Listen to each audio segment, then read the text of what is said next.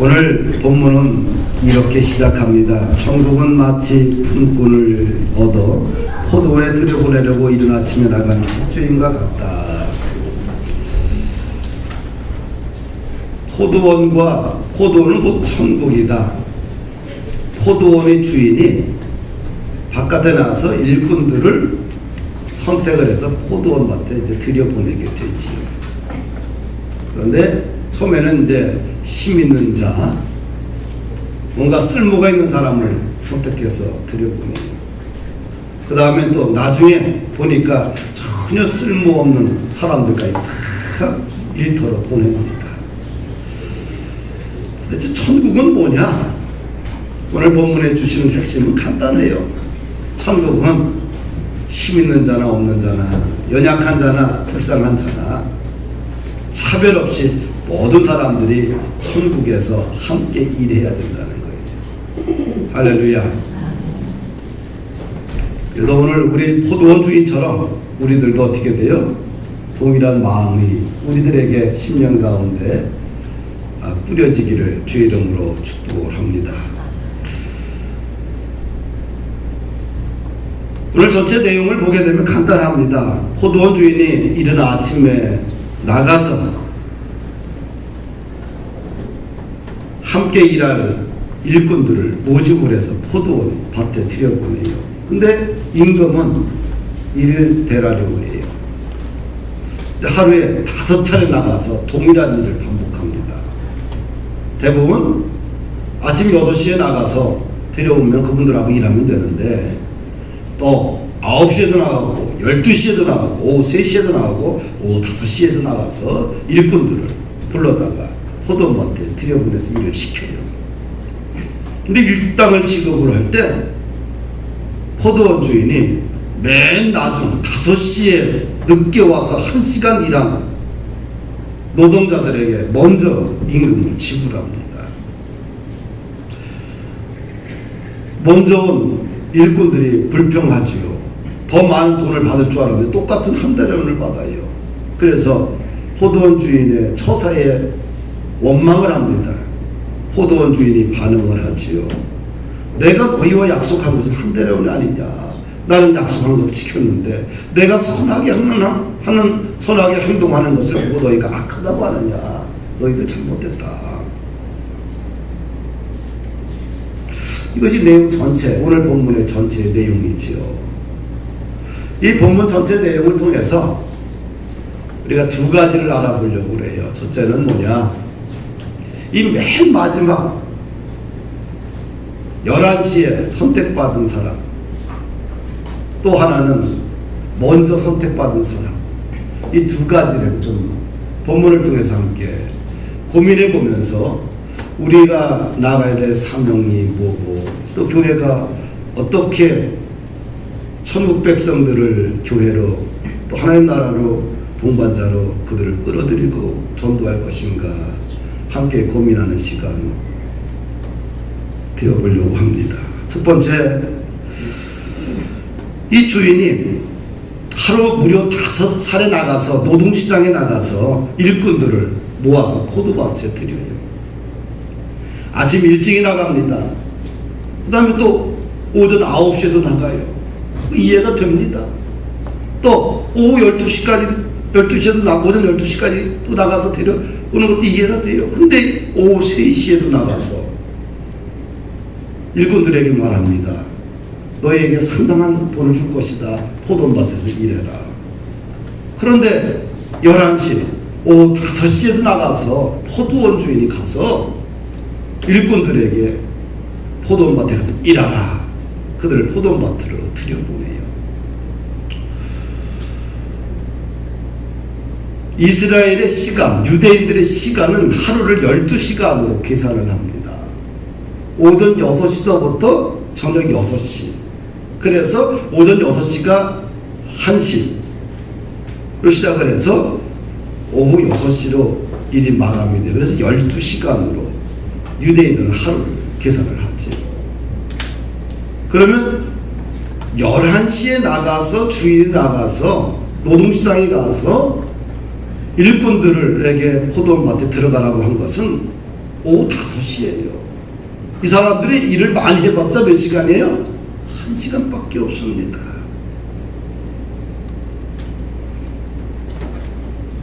포도원주인이 나가서 말합니다. 왜 하루 종일 여기서 서성거리냐? 왜 여기서 지금 놀고 있느냐? 그들이 대답을 해요. 7절을 보니까 우리를 불꾼으로 쓰는 사람이 아무도 없다는 거예요. 일을 하고 싶은데 아무도 자기를 일꾼으로 뽑아주는 사람이 없어요. 그래서 그들은 인력시장을 떠나지 못하고 그 자리에서 서성거리고 하루 종일 있는 것입니다. 사랑하는 여러분들은 여러분들의 인생 가운데 몇 시에 선택받은 것 같아요? 어떤 사람은 좀 일찍 선택받은 사람이 있고 어떤 사람은 인생의 암흑기에 선택받은 사람이 있겠지요.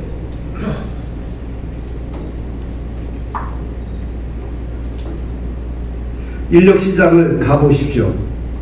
가보면 저도 공부할 때 젊은 시절에 어디서 노가다 일자리를 찾았냐 하면은 아침 새벽 5시에 나가요. 4시 반 5시에 나가면 인력시장이에요. 그럼 먼저 실력 있는 사람을 다 뽑아가요. 그 나는 뭐예요? 잡부를 불고. 나는 뭘 잘하냐? 1층서부터 옛날에 3층, 5층을 전부 다 시멘트 치고 올라가고요. 자갈 치고 올라가고 모래 치고 올라가요. 그러면 하루 종일 일하면 얼마냐? 당시 80년대 초에 12,000원, 9,000원에서 12,000원 정도 받았어요. 내가 워낙 힘이 좋잖아. 3층까지. 그래서 난 잡부로 잘 끌려다녔어. 그래서 제가 뼈대가 참 튼튼합니다. 근데 이게 3층 정도 올라가면 다리가 후들후들거려요. 왜? 이 통로가 좁아 올라가는 게 열악하고. 지금은 보면 완벽하게 시설을 해서 가는데 당시는 1층, 2층, 3층을 공고리 칠 때 기계가 없잖아요. 그 사람이 다 지고 올라가는 거예요.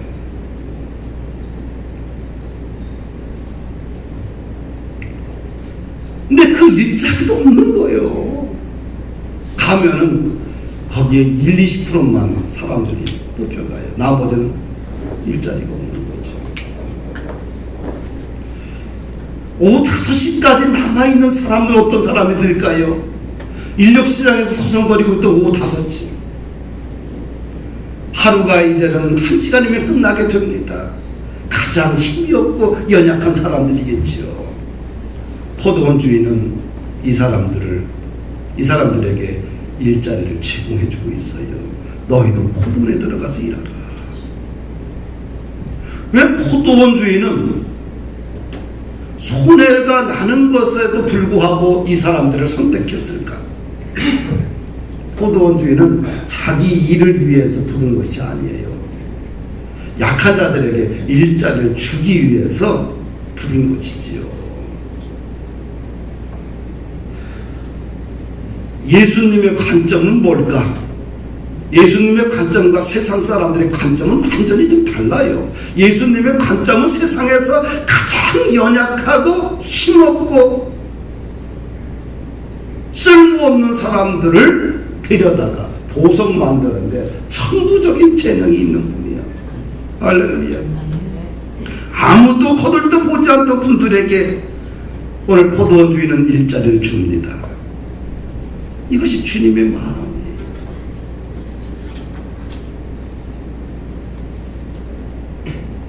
오늘날 선교와 전도가 막혀버렸어요. 왜 막혔냐? 극심한 빈곤과 실업률이 때문에 이제는 더 이상 교회를 가야 될 이유를 못 찾아요. 왜? 자기 문제가 너무 크기 때문에 영적인 것까지 생각할 시간이 없어요. 젊은이들이 대학에 들어가면 모든 걸 올스톱시킵니다. 오직 취업. 사랑을 노래하는 시 하나도 못 읽고 인생을 좀 풍성하게 가꿀 수 있는 그런 좋은 책 하나 못 읽고 오직 영어와 취업에 필요한 것에 온 시간을 쏟아요. 불쌍하잖아요. 여유가 없어. 그들의 마음속에 뭔가 영적인 것을 생각할 마음의 공간이 없어요. 왜? 다 돈 문제 때문에, 먹고 사는 문제 때문에 그렇습니다.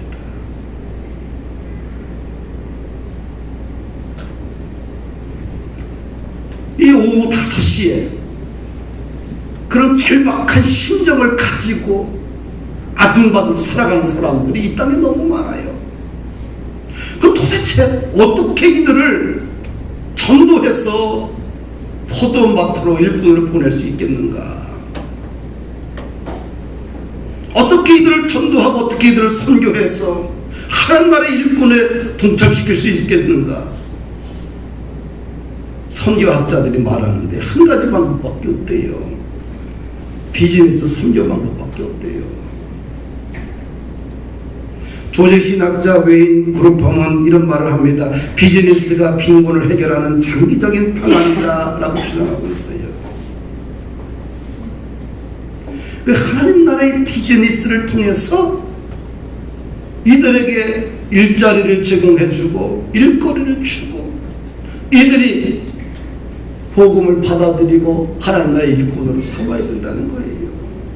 이것이 가장 성경적이고 가장 효과적인 전도와 선교 방법이라고 합니다.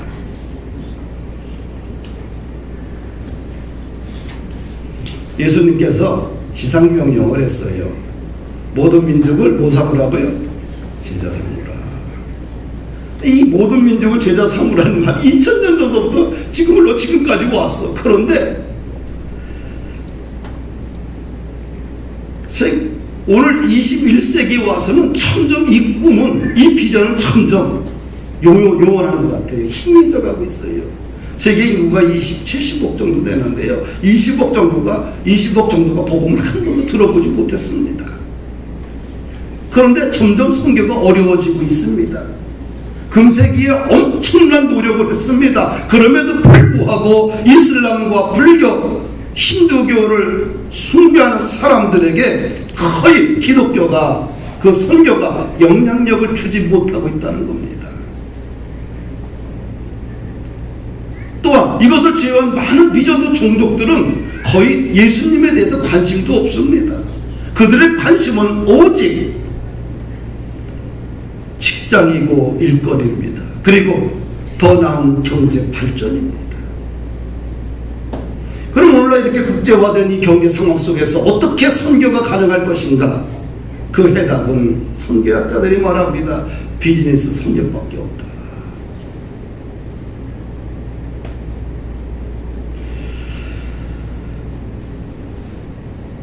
그러면 왜 한국교회 강단, 세계교회 강단에서 왜 그러면 이 일을 못했느냐? 이 일을 쭉 해왔어요.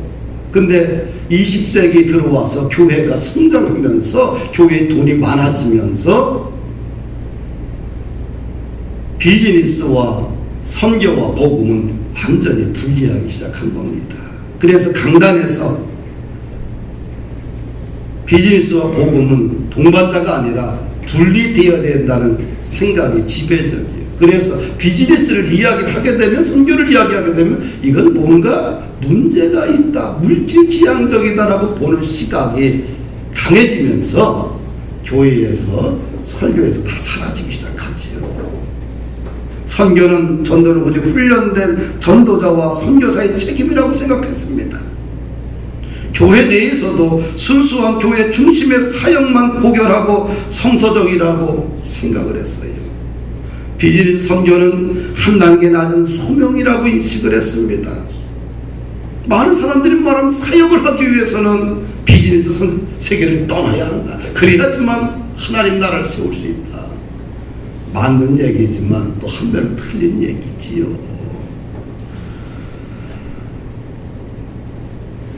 이 땅에는 실력도 없고 힘도 없고 아무런 재능도 없는 사람들이 부지기수로 많습니다.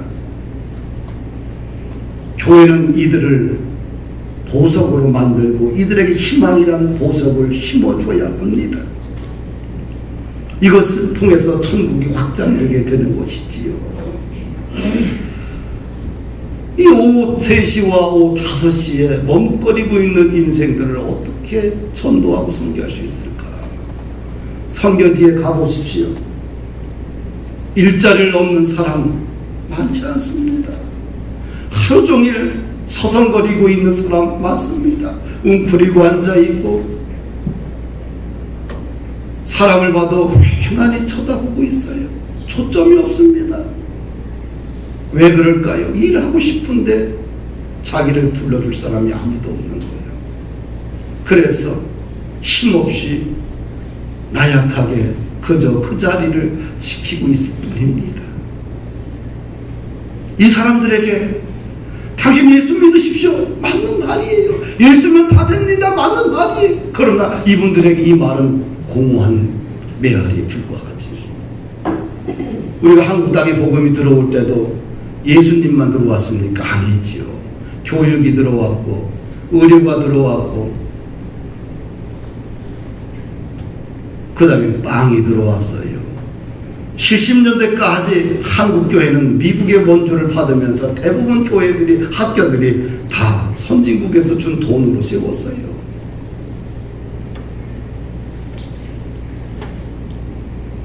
이런 오후 5시에 있는 사람들에게 당신 예수만 믿으면 돼. 이 말이 맞지만 우리들의 배가 부른 우리들에게는 맞는 말이지만 배고프고 하루를 살아갈 수 없는 생존조차 불가능한 사람들에게는 공허한 메아리가 되고 메시지가 되는 거지요.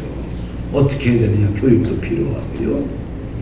빵도 필요하고 또한 일자리도 필요하고 또 일거리도 필요해요. 그래야지만 그 사람들이 희망의 보석을 붙들 수 있는 거예요. 할렐루야. 그래서 오늘날 우리 한국교회에 새롭게 도전되는 메시지가 BAM입니다. BAM. 비즈니스 애즈 미션이라는 언어죠.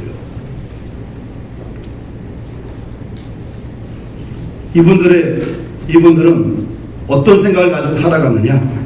선교적인 마인드로 오후 5시에 있는 사람들을 끌어안고 하나님 나라의 천국 백성으로 삼는 일에 자신의 인생을 드리고 또 자신의 인생을 헌신하고 있는 사람들입니다.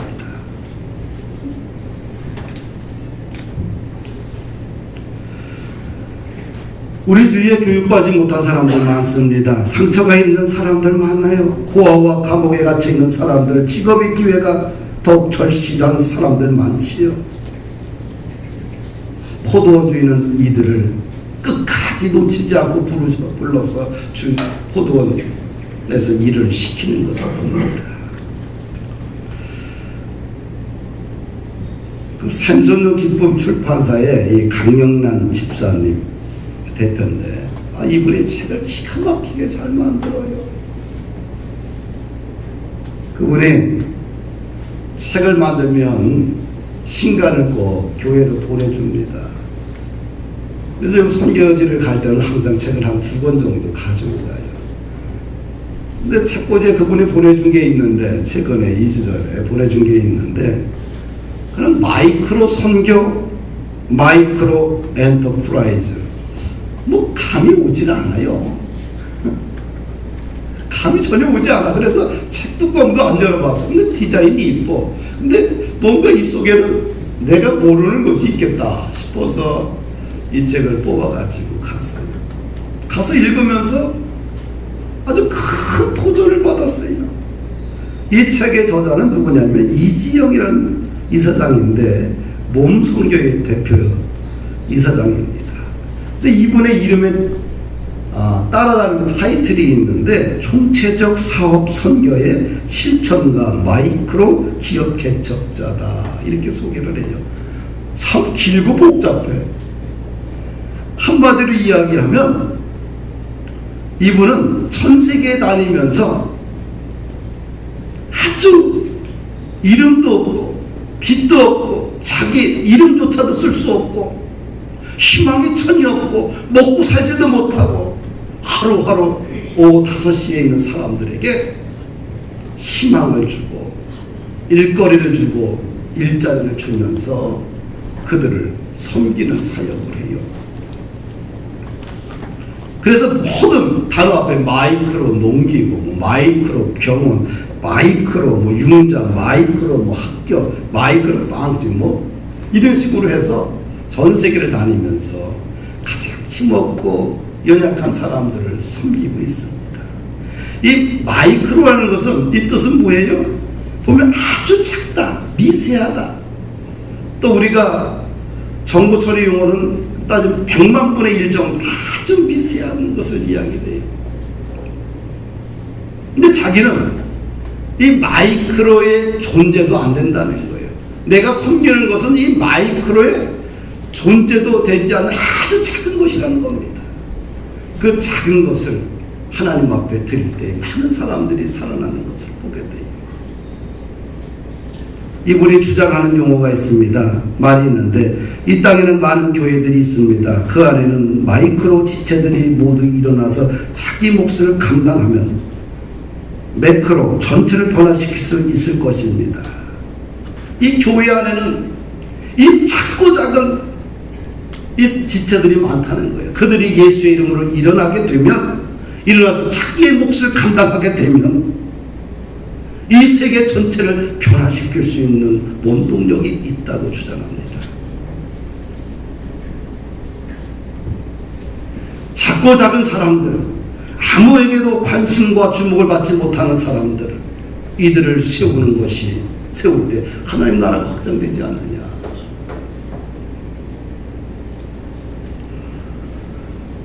사업을 하는, 특별히 사업을 하는 우리 사랑하는 성도 여러분들, 사업을 할 때 단순히 돈만 벌어야 되겠다는 게 아니라 선교적 마인드로 사업을 하시죠. 이 선교를 통해서, 이 사업장을 통해서 내가 작고 작은 사람들을 섬겨서 주님 나라의 천국 백성 삼겠다. 할렐루야. 21세기 들어와서요, 우리 한국교회만 보더라도 이단들이 판을 칩니다. 이단들은 점점 교세가 확장돼서 20만, 30만, 50만 막 불어나고 있어요. 근데 교회를 점점 요 20년 상관 어간에 한 400만 이상이 줄었어요. 그 400만이 어디로 갔느냐? 이단한테 다 넘어갔어요. 이단들은 그럼 도대체 어떻게 해서 그들을 그렇게 많이 포교를 했는가? 보면 간단해요. 이단들은 돈을 모아가지고요, 기업을 만들고 일자리를 주고, 그래서 그들을 포교한 거예요. 단순합니다. 이 방법은 기독교가 해왔던 선교 방법이에요. 예루살렘 교회가 무슨 힘이 있어요? 흩어지면서 복음을 전하러 떠납니다. 예루살렘 교회가 지원을 못해요. 그래서 그 초창기 때 선교사들은 다 어떻게 됐어요? 자비량, 스스로 일하면서 사업장을 극복하면서 그 다음에 지역사회에 그들이 선교를 했죠. 이것이 기독교 역사입니다.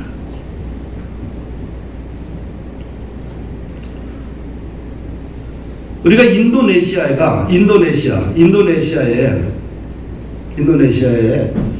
이슬람이 이미 거의 95% 이상 믿잖아요. 그럼 도대체 이슬람이 어떻게 인도네시아까지 들어갔느냐? 그걸 이제 연구를 했어요. 이슬람 학자들이 연구를 했고, 이슬람 연구를 했는데 방법은 하나예요. 3가지 학설입니다. 아랍 상인들이 포교했다, 인도 상인들이 포교했다, 중국에 있는 이슬람 상인들이 포교했다. 무역을 하면서 그들은 뭘 했어요? 이슬람 종교를 가지고 인도네시아에 심은 거예요. 문제는 뭡니까? 다 상인들이 하는 거예요. 그렇죠? 오늘날 우리 기업을 하는 우리 사랑하는 성도 여러분들이 단순히 이 회사가 그냥 부를 축적하는 단순한 그런 회사가 아니라, 바로 회사를 통해서 하나님의 복음이 흘러가고, 또 오후 3시, 4시, 5시에 머물고 있는 사람들에게 희망을 주고, 그런 연약한 사람들에게 보석을 만들어주는 일에 쓰임 받기를 주의 이름으로 축복합니다.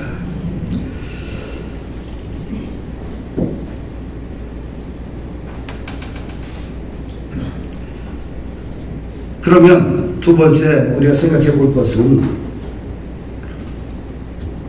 도대체 오후 5시에 늦게 이렇게 선택받은 사람들은 어떤 마음의 자세를 가지고 살아가야 되느냐. 나 같은 능력이 없고 나같이 연약한 사람들을 주인이 불러주셨기 때문에 어떻게 돼요? 늘 감사한 마음으로 살아야 돼요. 할렐루야. 5시에 와가지고 몇 시간 일했어요? 1시간 일했어. 그리고 하루 온종일 일한 사람과 똑같이 보상을 받았어요. 어때요? 감사하는 마음을 갖고 살아야겠죠. 그리고 이 1시간을 어떻게 살아야 돼요? 12시간 일한 사람처럼 살아야 돼요. 헌신하고 충성되게 살아야 됩니다. 이것이 오후 5시에 선택받은 사람들, 늦게 선택받은 사람들이 해야 할 책임 아니겠어요? 바울 사도는 12사도에 들지 못했어요. 그러나 맨 마지막에 그래도 부활하신 예수님이 자기를 제자로 불러주셔서 그 은혜가 너무 커서 그는 자신의 생명 바쳐 주의 일에 헌신했잖아요. 할렐루야.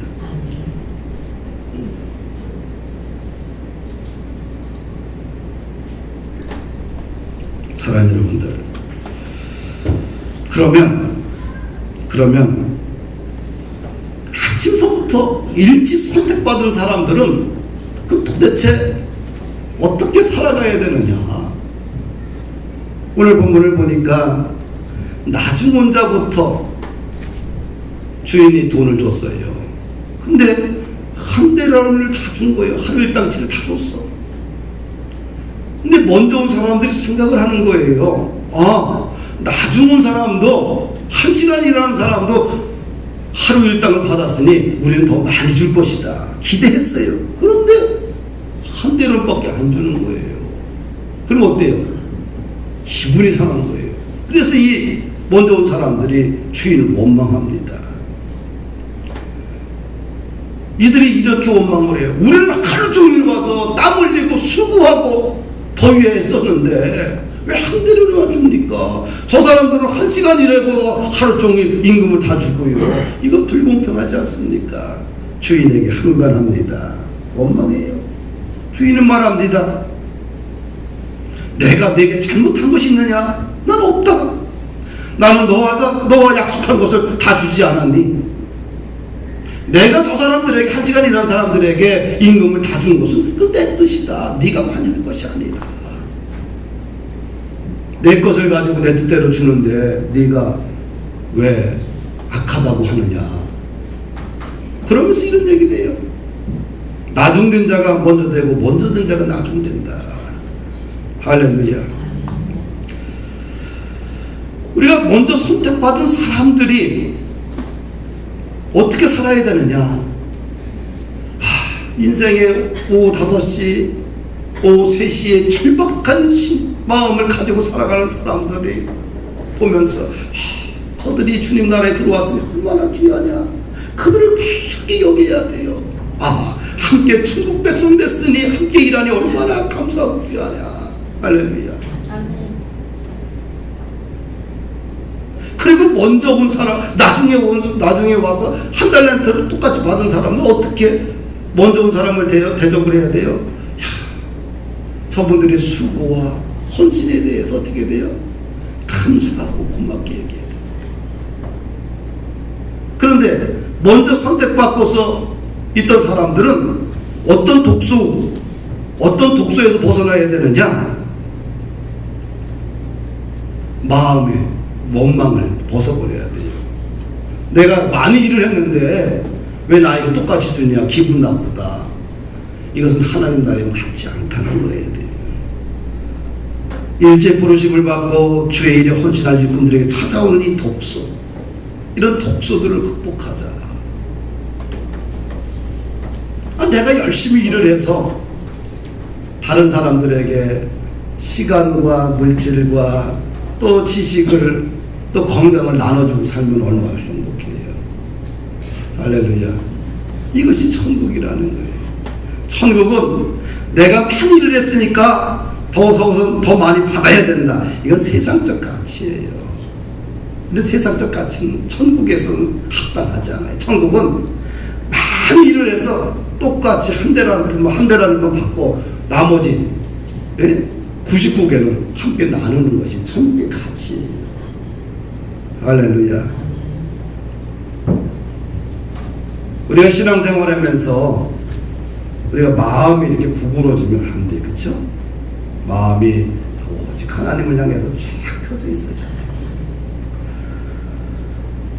이 땅에는 마지막 5시에 그런 경계선에 있는 사람들이 참 많습니다. 인생의 땅끝에 머물고 있는 마지막에 있는 사람들이 참 많아요. 이것이 물질뿐만 아니라 정신적인 문제, 정서적인 문제, 가정의 문제, 다양한 문제들이 많이 있겠지요. 이런 인생의 경계선에 있는 사람들은 절박하지요. 절망적이죠. 마음에 전혀 여유가 없습니다. 꿈도 희망도 없지요. 스스로 살아갈 에너지도 없습니다. 이들에 대한 철저한 배려와 섬김이 오늘 한국교회와 우리들이 해야 될 새로운 사명이 아닌가라는 생각을 갖습니다. 또한 이 경계선에 있는 사람들을 위해서 어떻게 해야 되느냐? 말 서비스 갖고도 또 안 돼요. 진짜 물질적인 경계선에 있는 사람들, 전혀 일자리가 없는 사람들, 기업인들은 기업을 키워서 그런 사람들에게 희망을 제공해주고 또 먹고 살 수 있는 일거리를 만들어주는 것이 사명 아니겠어요?